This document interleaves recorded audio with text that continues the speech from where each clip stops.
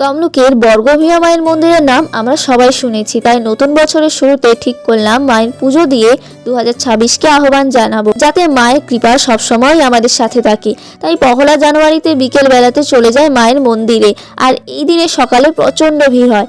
আর এবছর তো লোক সংখ্যা অন্যান্য বছরের তুলনায় ছাড়িয়ে গেছে।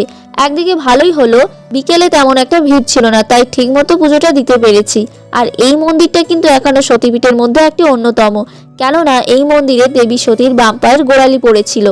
আর এই গাছে ভক্তরা লাল কাপড় বেঁধে তাদের মনোবাসনা মাকে জানান।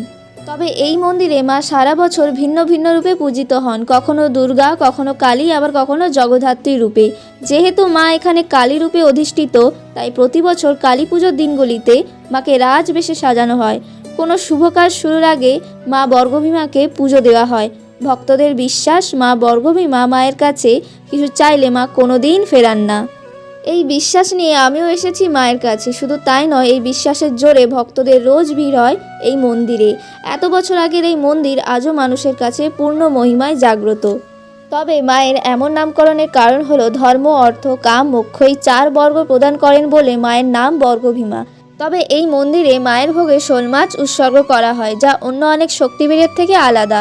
এমনকি বিশেষ দিনেও, যেমন বিয়ে, মন্দিরের বিভিন্ন আচার অনুষ্ঠানে মাকে এই শোল মাছের ভোগ দেওয়া হয়। তাছাড়া মায়ের নিত্য নৈবেদ্যে শোল মাছের টক রান্না করা হয়। তবে বর্তমানে এটি একটি হেরিটেজ স্থান। আর মায়ের এমন ভোগের পিছনে একটা দারুণ কাহিনী রয়েছে, যা অনেকেরই জানা আবার অজানা। তবে এর পেছনের গল্প তোমাদের অন্য কোনো দিন শোনাবো। তার আগে ভিডিওর শেষে কমেন্টে জয় বর্গভীমা লিখতে ভুলে যেও না। তাহলে সবাই মিলে একবার বলি, জয় বর্গভীমা মায়ের জয়।